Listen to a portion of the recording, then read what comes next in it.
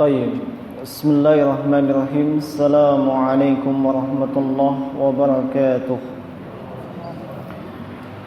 إن الحمد لله نحمده تعالى ونستعينه ونستغفره ونعوذ بالله من شرور أنفسنا وسيئات أعمالنا من يهده الله فهو المهتد ومن يضلله فلن تجد له وليا مرشدا أشهد أن لا إله إلا الله وحده لا شريك له إياه نعبد وإياه نستعين وأشهد أن محمدا عبده ورسوله المبعوث رحمة للعالمين صلى الله عليه وعلى آله وأصحابه ومن تبعهم بإحسان إلى يوم الدين ثم أما بعد معاشر المسلمين جماعة صلاة المغرب أعزنا الله وإياكم أجمعين rahimani wa rahimakumullah.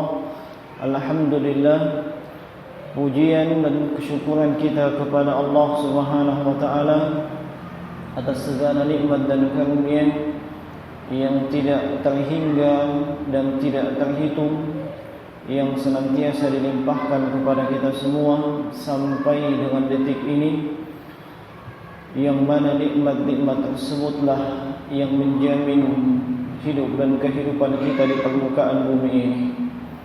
Dan di antara nikmat yang saat ini alhamdulillah kita rasakan adalah kita dapat melaksanakan ibadah kepada Allah Subhanahu wa taala, yang merupakan maksud, tujuan sekaligus hikmah Allah Subhanahu wa taala menciptakan kita semua.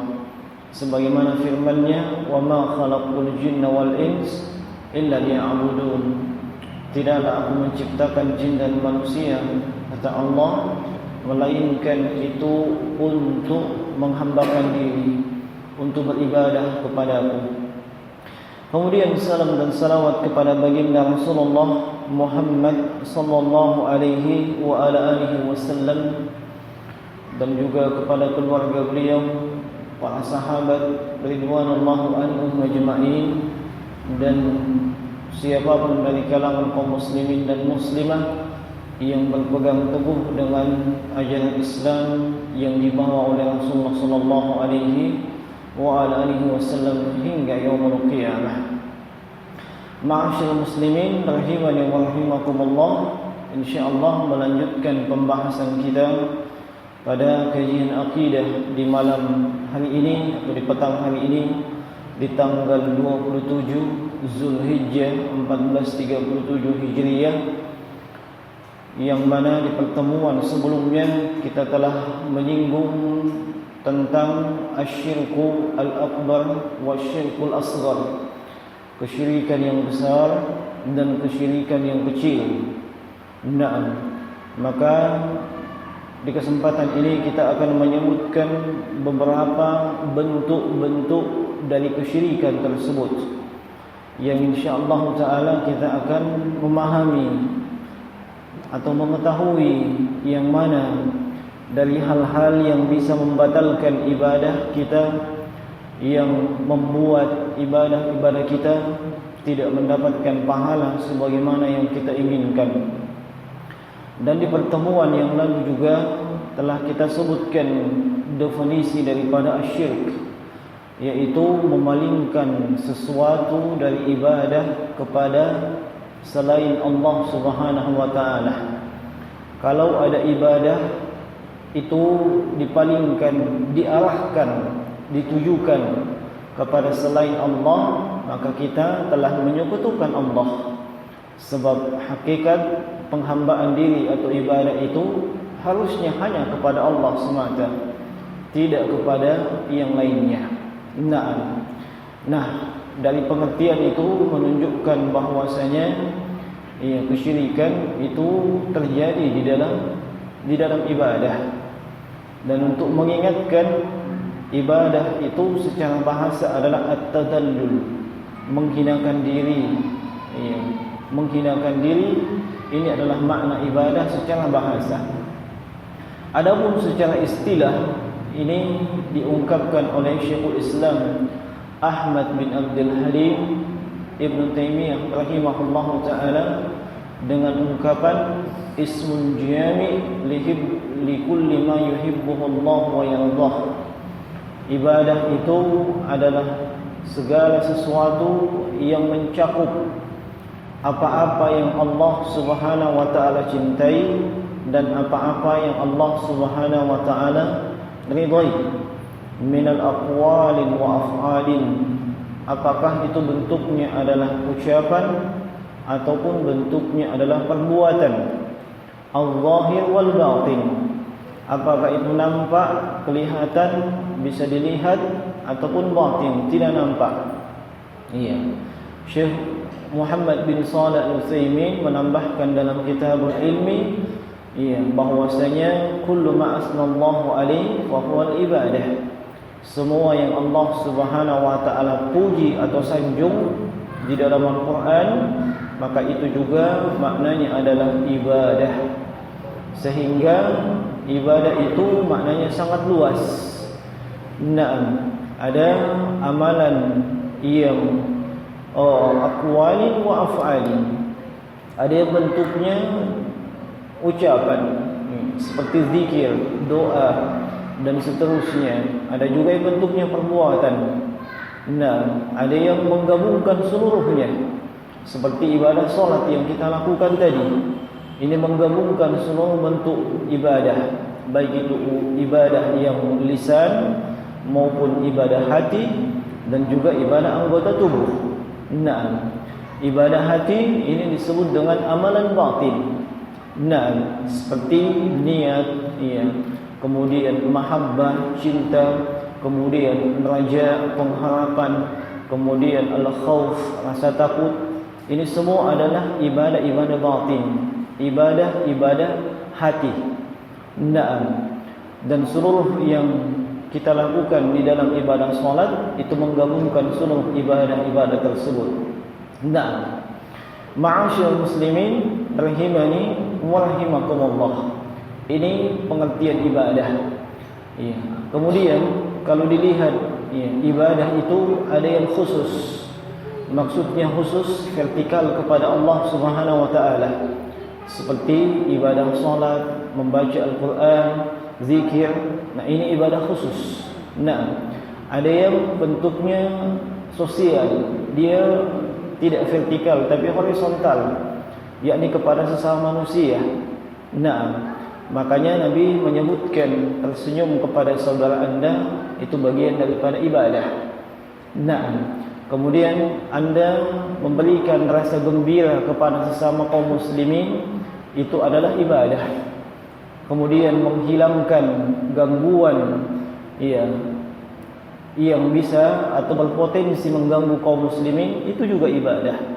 Tapi dia adalah ibadah horizontal, ibadah yang ditujukan kepada sesama, dan bukan ibadah khusus. Ibadah khusus yang kita lakukan seperti ibadah salat, membaca Al-Quran, kemudian zikir, berdoa dan seterusnya.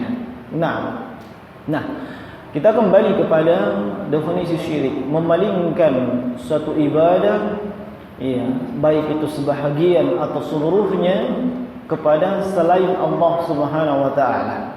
Maka ini disebut dengan syirik. Sebab seharusnya ibadah itu ditujukan hanya kepada Allah, bukan kepada selain Allah Subhanahu wa taala. Kita masuk kepada pembagian syirik itu. Syirik di dalam ibadah yang batin, atau syirik di dalam ibadah yang ibadah itu dilakukan oleh hati. Baik. Di antara syirik yang pertama yang ingin kita jelaskan di kesempatan ini adalah asyirku fin niyah. Syirik di dalam niat. Syirik di dalam niat. Niat itu adalah syarat dari keabsahan dan diterimanya ibadah.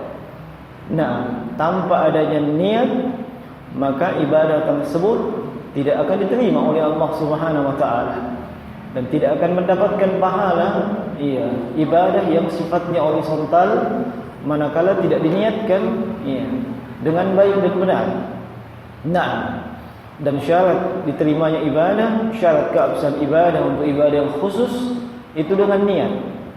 Nah, sehingga ibadah niat ini masuk dalam ibadah. Sebab ma la yutimul wajib illa bihi fahuwa wajibun. Sesuatu yang wajib yang tidak sempurna dengan sesuatu yang lain, maka sesuatu yang lain pun dianggap sebagai sebuah kewajiban. Nah, ibadah salat yang kita lakukan itu ibadah yang wajib, dan ibadah yang wajib ini tidak akan sempurna kecuali dengan niat yang benar, niat yang sesuai yang diinginkan oleh Allah Subhanahu wa taala. Maka niat juga adalah sebuah kewajiban. Niat juga bagian daripada ibadah. Nah, dan seorang yang bertauhid kepada Allah Subhanahu wa taala, ia akan memperbaiki niat dan keinginannya, iradah di dalam hatinya ketika ia hendak melakukan ibadah. Ketika hendak melakukan ibadah, seluruh ibadah yang ia lakukan, apakah itu ibadah yang bentuknya vertikal, khusus kepada Allah, atau yang horizontal, ia niatkan semata-mata untuk Allah Subhanahu wa taala, semata-mata untuk meraih pahala di sisi Allah Subhanahu wa taala, dan semata-mata untuk mendapatkan janji dan keutamaan Allah Subhanahu wa taala, baik itu bentuknya pahala, syurga, dan juga bentuknya dijauhkan dari siksaan, azab, dan neraka. Ini niatan yang benar bagi mereka yang bertauhid di dalam ibadahnya. Nah, mereka yang keliru di dalam masalah niat, kadang di dalam ibadah ia meniatkan sesuatu yang lain selain daripada akhirat, selain daripada akhirat. Ia menginginkan dari ibadahnya bagian-bagian daripada dunia. Bagian-bagian daripada dunia. Tapi yang dia lakukan ibadah. Dia melakukan ibadah, tapi niatannya untuk tujuan duniawi. Nah, saya ambil contoh misalnya, dan ini contoh tidak menyinggung siapa-siapa. Dan saya tidak bermaksud menyinggung siapa-siapa juga. Seperti contoh azan. Orang yang mengumandangkan azan disebut dengan muazzin. Nah, mengumandangkan azan itu ibadah. Nah, itu adalah ibadah. Bahkan salah satu bentuk ibadah yang mulia dan agung, yang mendapatkan pahala yang luar biasa. Siapapun yang mendengarkan azannya itu akan menjadi saksi pada hari kiamat. Dan siapapun yang datang ke masjid tempat ia mengumandangkan azan, ia mendapatkan pahala dari semua orang yang datang tanpa mengurangi pahala mereka. Sehingga semakin banyak yang datang, semakin besar pahalanya. Nah, tapi ternyata ada yang azan, mengumandangkan azan itu hanya semata-mata ingin mendapatkan tunjangan bulanan. Itu saja, semata-mata tunjangan bulanan. Nah, tidak ada niatan yang lain di dalam hatinya. Saya azan, niatan dalam hatinya semata-mata untuk gaji bulanan, itu saja. Nah, tidak lagi dia meniatkan itu untuk ibadah. Nah, atau seseorang yang diberi amanah untuk menjadi pemimpin atau imam di dalam salat. Ia memimpin salat. Seharusnya dia lakukan itu dalam rangka ikhlas kepada Allah. Menjalankan perintah Allah, menjalankan amanah yang dia manahkan kepadanya. Tapi ternyata niatan di dalam hatinya untuk menjadi imam itu semata-mata untuk mendapatkan tunjangan bulanan. Mendapatkan gaji bulanan. Itu saja, tidak ada niatan lain di dalam hatinya. Nah, contoh yang lainnya, Nah, seseorang melakukan ibadah haji. Nah, melakukan ibadah haji atau umrah. Nah, kenapa dia melakukan ibadah haji dan umrah? Kalau niatannya untuk umrah dan ibadah haji, melaksanakan perintah Allah, menjalankan sunnah Nabi sallallahu alaihi wasallam semata-mata karena Allah, ikhlas karena Allah, ingin meraih pahala yang luar biasa, maka itu sudah benar. Tapi kalau niatannya untuk melaksanakan umrah ataupun ibadah haji hanya untuk semata-mata meningkatkan prestisinya, prestis di tengah-tengah masyarakat. Nah, supaya pulang dia sudah berhak memasang huruf H di depan namanya. Kan begitu. Dan kalau ada acara-acara, dialah yang didahulukan. Pak Haji, silahkan. Nah, sebab kalau bukan haji, dia mungkin di belakang bukan Ki Haji. Nah, biasanya begitu kalau ada acara keramaian, tabe yang di depan-depan, silahkan. Oh Pak Haji, silahkan di depan. Adapun yang bukan haji, tabe di belakang kita. Nah, ini tujuan dan niatannya lain. Seharusnya itu untuk Allah Subhanahu wa taala. Tapi ternyata untuk mendapatkan bagian-bagian dari dunia. Nah, dan ini jemaah sekalian termasuk kesyirikan. Di dalam Al-Quran, dalam surah Hud di ayat 15 dan 16, Allah Subhanahu wa taala berfirman, "Man kana yuridu hayatad dunya wa zinataha." Siapa saja atau barang siapa yang menginginkan atau ia meniatkan hayatad dunia, hanya semata-mata untuk kehidupan dunia semata, au zinataha, atau semata-mata perhiasan dunia. Perhiasan dunia itu disebutkan di dalam ayat yang lain, al-malu wal banuna zinatul hayatid dunya. Anak-anak, harta benda itu merupakan perhiasan dunia. Dan perhiasan dunia juga disebutkan dalam surah Ali Imran di ayat yang ke-18 kalau tidak salah.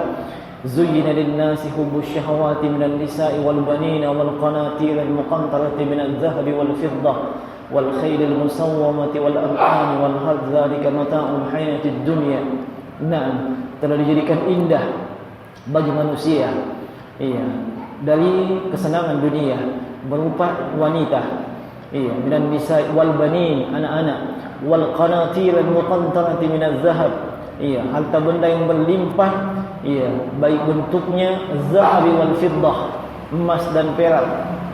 Naam, wal khaylil musawwamati wal an'am, begitu juga dengan kuda pilihan, masuk di dalamnya kendaraan. Wal khaylil musawwamati wal an'am, peternakan. Naam, masuk di dalamnya semua jenis profesi dan pekerjaan kita. Zalika mata'ul hayat dunia. Itulah perhiasan dunia. Nah, siapa yang melakukan ibadah, niatan dan tujuannya untuk dunia atau mendapatkan perhiasan dari dunia, bukan untuk bagian di akhirat. Allah sebutkan, "Nuwaffi ilaihim a'malahum fiha wa hum fiha la yubkhasun." Dia akan mendapatkan sesuai dengan yang dia niatkan. Yang dia niatkan dunia, dia dapatkan dunia. Naam, wa hum fiha la yubkhasun, tidak dikurangi dari niatannya. Allah akan berikan sesuai dengan yang dia minta. Naam. Tapi di ayat yang berikutnya Allah sebutkan, ulaikal ladzina laisa lahum fil akhirati illa an-nar. Mereka itu yang di akhirat tidak ada bagiannya. Tidak ada bagiannya illa an-nar, kecuali neraka. Dipahami dari situ bahwasanya kalau seseorang diancam bahwa tidak ada bagiannya di akhirat kecuali neraka, maka dia tidak akan mungkin masuk surga. Sebab bagiannya di akhirat cuma neraka. Dan kalau dia tidak mungkin masuk surga, maka kalau kita melihat atau kembali kepada dosa apa yang diancam tidak akan masuk dalam surga? Syirik. Nah, orang yang meninggal dalam keadaan syirik itu tidak ada harapan untuk masuk surga. Nah, tapi orang yang melakukan syirik dan bertaubat sebelum meninggal, Iya, maka itu masih ada harapan bagi dia. Tapi kalau dia meninggal dalam keadaan melakukan syirik, dia belum bertaubat, innalillahi wa inna ilaihi raji'un. Nah, iya. Di ayat yang lain dalam surah Al-Isra itu menjelaskan lebih mendetail atau lebih mengkhususkan ayat tadi. Di Al-Isra di ayat yang ke-18. Iya. Ayat 19 Allah Subhanahu wa taala berfirman, "Man kana yuridul ajilah." Siapa yang menginginkan kehidupan ajilah, kehidupan saat ini, kehidupan dunia. Iya. Maka ajjalna lahu fiha ma nasya'u liman nurid. Kami akan percepat bagiannya yang dia minta, iya, yang dia niatkan, iya, yang dia niatkan dia akan diberikan. Mana sya'u, sesuai dengan yang Allah kehendaki. Liman nurid, kepada siapa yang Allah kehendaki. Maksudnya apa jamaah sekalian? Belum tentu juga. Iya, belum tentu. Nah, dia melakukan ibadah. Tujuan dari ibadahnya untuk mendapatkan dunia dan perhiasannya. Ini belum tentu pasti dia dapatkan itu. Sebab Allah sebutkan, ya, mana sya'u wa liman nurid. Sesuai dengan ketentuan Allah, sesuai dengan yang Allah takdirkan, dan itu pun kepada siapa yang Allah kehendaki. Jadi belum pasti. Iya. Nah, seseorang yang melakukan ibadah, iya, tujuannya untuk meningkatkan prestasi dunianya, belum tentu dia prestasi dunianya meningkat. Iya. Prestasi dunianya meningkat sesuai dengan ketentuan Allah. Kalau Allah mentakdirkan demikian, itu pun kepada Allah, siapa yang Allah Subhanahu wa taala kehendaki. Nah, thumma yaslaha, kemudian dimasukkan kemana? Diancam juga. Di akhir ayat diancam dengan jahannam. Yaslaha madmuman madhura. Iya, di akhirat dia dimasukkan ke dalam jahannam dalam keadaan tercela dan terusir. Ini celaan yang sangat besar dan dahsyat bagi siapapun yang menginginkan, meniatkan dalam ibadahnya itu keuntungan dari dunia semata. Nah, olehnya kadang kita mengingatkan kepada kaum muslimin dan muslimah ketika hendak melakukan berbagai ibadah, perhatikanlah niat-niat tersebut. Nah, jangan sampai kita hanya menginginkan dunia dari niat tersebut, dari ibadah tersebut. Padahal itu tugas kita. Iya, kita ditugaskan untuk beribadah. Naam. Adapun urusan dunia itu Allah yang siapkan untuk kita. Kita tidak usah khawatir. Laksanakan tugas kita, laksanakan kewajiban kita. Iya, yaitu beribadah kepada Allah. Allah, iya, yang menjamin hidup dan kehidupan kita ini. Nah, di permukaan bumi ini, jangan menjadikan ibadah tersebut wasilah untuk mencapai keduniaan. Nah, ma'asyil muslimin rahimani wa rahimakumullah. Sebagai contoh, atau sebelum kita masuk ke contoh tersebut, di sini perlu saya jelaskan bahwa di dalam syariat atau di dalam dalil-dalil Al-Quran was Sunnah ada ibadah yang dijanjikan keuntungan di dunia. Ya, ada ibadah yang dijanjikan balasan di dunia, keuntungan di dunia. Iya. Dan ada ibadah yang memang hanya dijanjikan keuntungan dan balasan di akhirat. Ya. Contoh, ibadah yang dijanjikan mendapatkan bagian di dunia, keuntungan di dunia, manfaat di dunia. Seperti firman Allah Subhanahu wa taala dalam surah At-Talaq di ayat yang kedua dan ketiga. Allah Subhanahu wa taala berfirman, "Wa may yattaqillah yaj'al lahu makhrajan wa yarzuqhu min haitsu la yahtasib."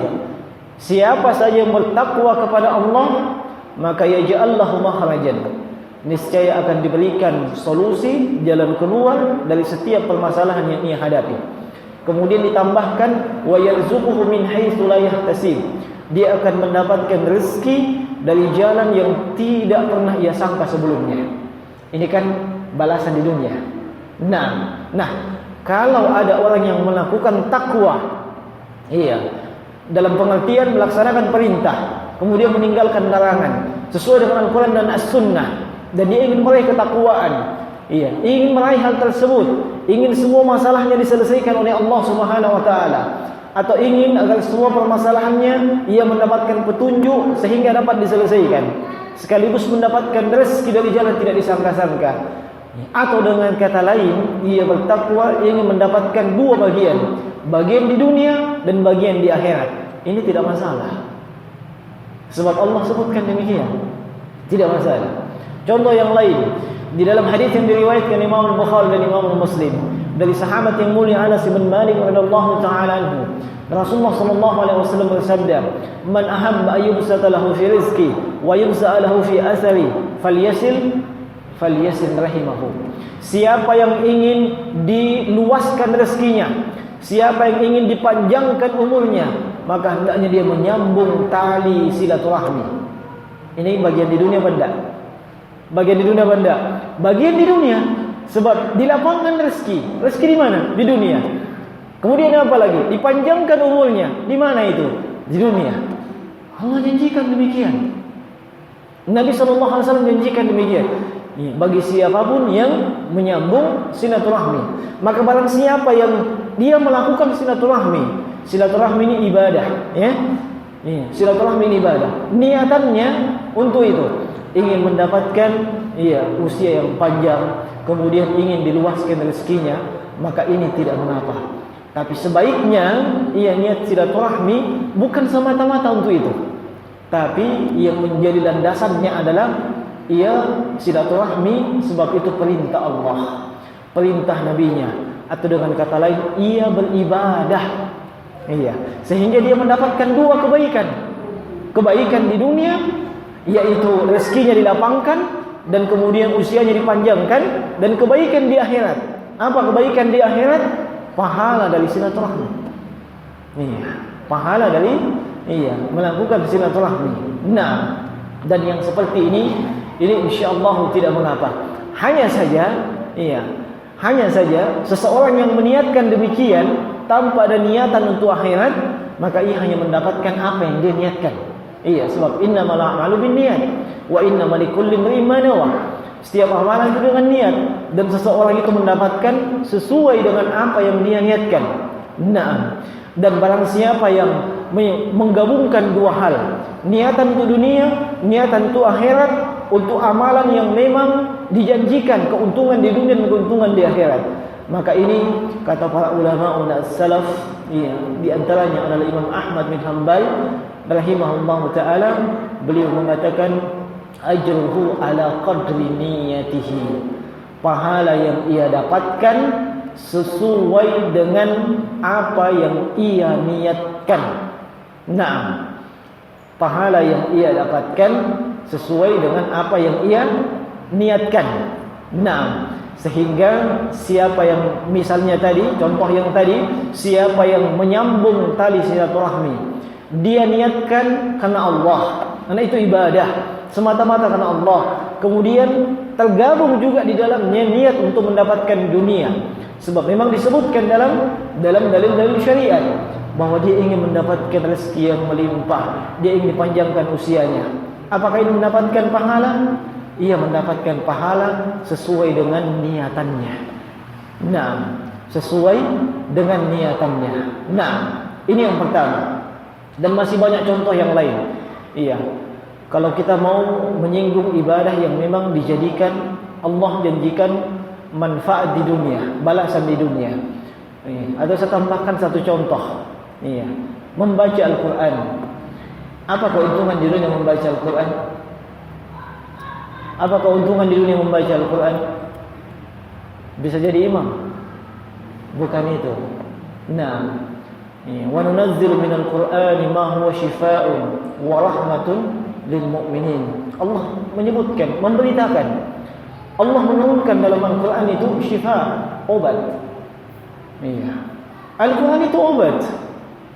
Obat untuk penyakit hati.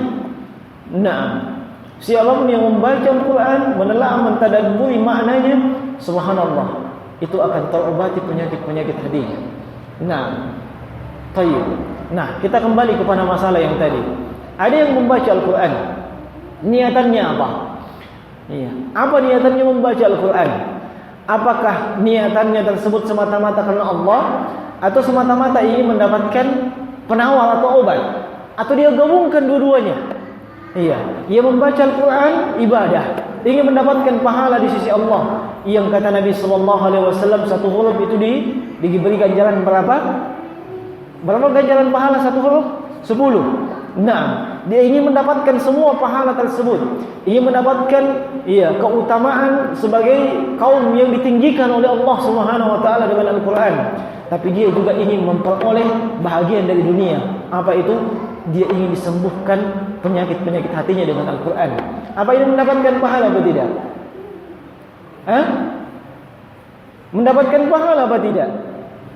Dapat pahala, ajruhu ala qadri niyyatihi. Dia mendapatkan pahala sesuai dengan yang dia niatkan. Sebab memang dalil syariat menunjukkan demikian. Nah, dalil syariat menunjukkan demikian. Iya.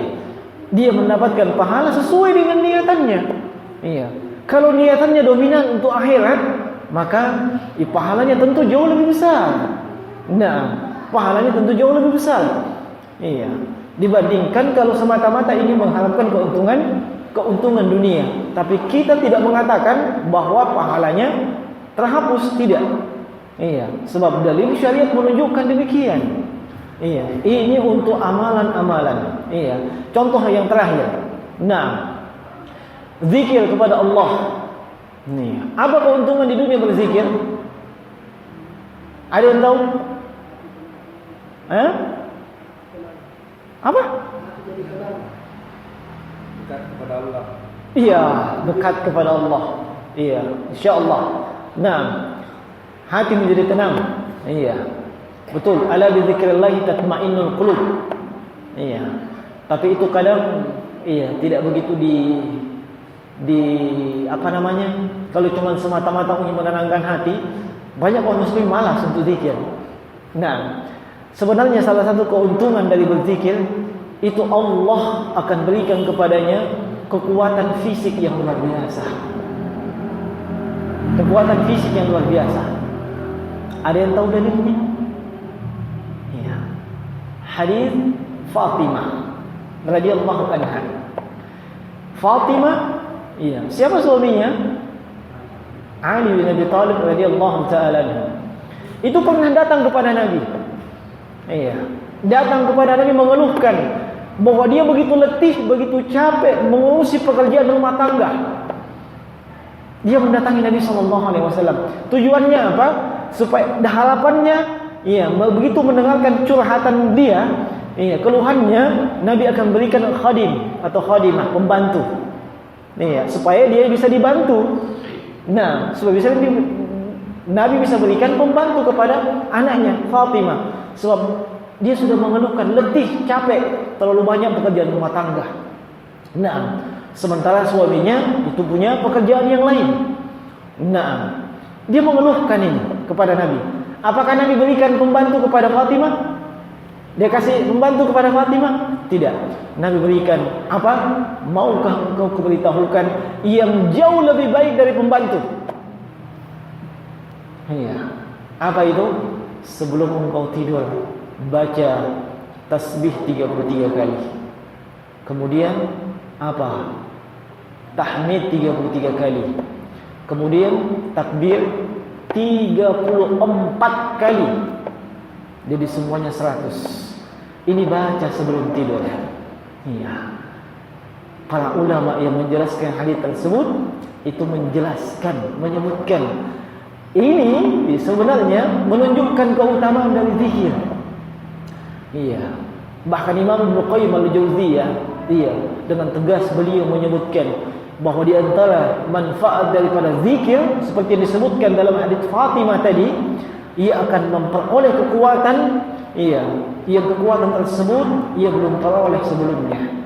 Makanya setelah itu Fatimah tidak pernah datang lagi kepada Nabi. Tidak pernah lagi datang kepada Nabi. Nah, itu artinya apa? Beliau sudah sanggup menyelesaikan semua pekerjaan rumah tangga. Padahal sebelumnya tidak sanggup. Makanya beliau minta membantu kepada Nabi. Iya, ini manfaat di dunia dari zikir, memberikan efek kekuatan, iya, kepada si hamba, baik itu kekuatan hati dengan hati yang tenang maupun kekuatan fisik. Nah, hanya kadang kita tidak meyakininya. Nah, makanya malas kita berzikir, ya, hanya kita tidak yakini. Nah, pertanyaannya, ketika seseorang berzikir, membaca zikir-zikir tadi, iya, dia niatkan dengan zikir ini dia melakukan ibadah, mendapatkan, ingin meraih pahala di sisi Allah. Tapi dia juga tambahkan niatnya supaya dia memiliki kekuatan fisik, iya, untuk lebih giat dan kuat beraktivitas. Apakah dia dapat pahala? Dapat. Iya, sebab memang niat utamanya ibadah. Berzikir itu perintah Allah, sunnah Nabi sallallahu alaihi wasallam. Dia berzikir ingin meraih pahala. Tapi dia tambahkan niatnya, mudah-mudahan dengan ini juga saya memiliki kekuatan fisik. Itu dapat pahala. Ini yang kita maksudkan tadi, ajruha ala qadri niyatihi. Dia mendapatkan pahala sesuai dengan kadar niatnya. Kadar niatnya. Iya. Adapun bagi mereka yang hanya meniatkan untuk itu saja, iya, semata-mata untuk kekuatan fisik, tidak ada yang lain, ini yang tidak mendapat pahala. Tapi kita tidak bisa mengatakan, iya, bahwasanya amalannya terhapus. Iya. Beda dengan bentuk yang kedua, yaitu ibadah yang Allah dan Rasulnya, ibadah yang memang tidak dijanjikan manfaat atau keuntungan di dunia. Iya. Maka itu tidak boleh sama sekali diniatkan untuk hal-hal yang lain. Iya. Ini yang diancam dalam ayat yang kita sebutkan tadi. Iya. Seharusnya ibadah itu hanya ditujukan kepada Allah. Iya. Dia tujukan kepada selain Allah Subhanahu wa taala. Dan ini syirik dalam masalah niat. Sarful ibadah tidak ghairillah, memalingkan suatu ibadah kepada selain Allah Subhanahu wa taala. Dan kita hanya bisa mengatakan demikian, iya. Kita hanya bisa mengatakan secara umum bahwa yang amalan seperti ini itu syirik. Pelakunya disebut musyrik. Iya. Adapun hukum-hukum yang terkait dengan, iya, orang yang melakukan musyrik secara khusus itu kita tidak bisa langsung, iya, seperti misalnya, iya, kadang orang mengambil statement yang umum kemudian dia larikan ke makna yang khusus. Iya, setiap orang melakukan kesyirikan, iya, namanya musyrik, dan setiap yang musyrik itu kafir. Setiap yang kafir itu dihalalkan darahnya. Ini tidak seperti itu. Iya. Itu ada rinciannya, tidak serta-merta demikian. Iya. Tidak serta-merta demikian, masih ada hal-hal yang mesti dilewati. Yaitu syarat-syarat pengkafiran. Iya, syarat-syarat pengkafiran. Iya, sejauh ini kita hanya bisa mengatakan itu amalan musyrik, itu amalan syirik, itu amalan kufur. Tapi untuk menghukumi individu per individu, person per person, apalagi sampai dihukumi dan dia keluar dari Islam, halal darah seterusnya, itu butuh rincian. Iya, tidak semudah itu. Sehingga jangan ada yang keluar dari majelis ini, iya, ada yang pulang nantinya ketemu orang melakukan kesyirikan yang besar. Wah, ini musyrik ini sudah kafir, ini sudah halal darahnya. Dia pulang ambil parang. Iya, dia tebas itu. Tidak, gimana itu demikian? Itu keliru dalam memahami. Keliru di dalam memahami. Baik. Sehingga bisa dipahami ya. Iya, bahwasanya di dalam niat itu ada yang namanya kesyirikan. Seharusnya ibadah itu hanya ditujukan kepada Allah Subhanahu wa taala, tapi ternyata dia maksudkan, tujukan hanya kepada selain Allah Subhanahu wa taala dari keuntungan duniawi. Tadi sudah kita contohkan dengan azan. Iya, orang yang melakukan azan atau muazzin.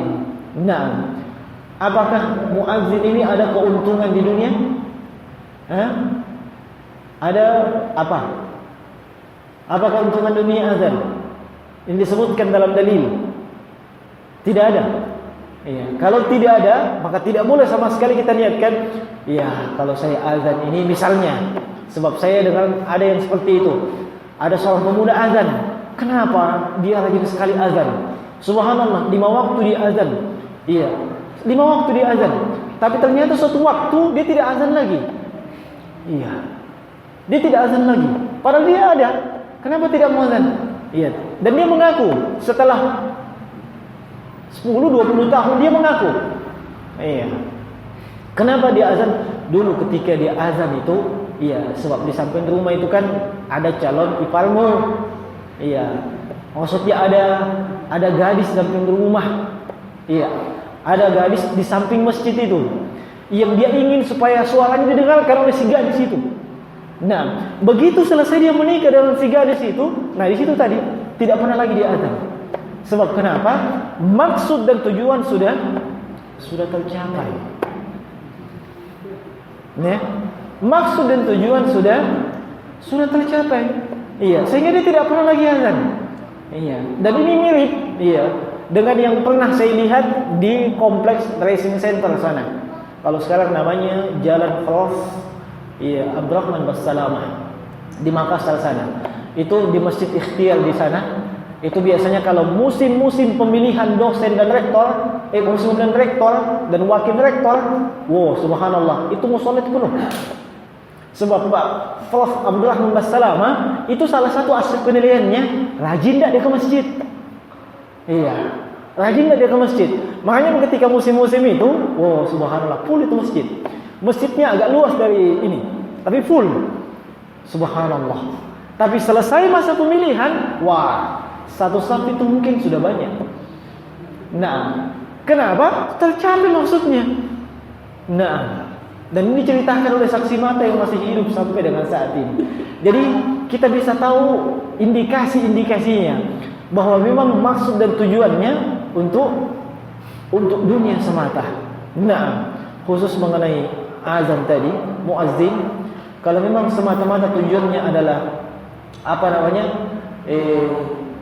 tunjangan dan gaji, kapan terlambat sedikit tunjangan dan gaji, wah, tidak ada itu kelihatan azan. Atau mungkin lambat-lambat azan. Nah, atau mungkin dia demo. Demonya apa? Dia minta KGB. Tahu KGB? Iya, pegawai negeri tahulah, kenaikan gaji berkala. Nah, kapan tidak ada kenaikan gaji berkala bagi dia? Oh, tidak datang lagi azan. Nah, ini perlu diperbaiki niatan-niatannya.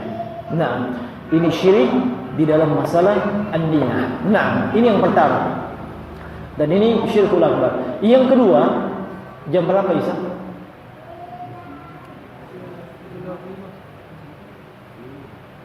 Sekarang jam 7:03. Isa jam berapa? Lewat 5. Baik, saya pending dulu yang poin nomor 2.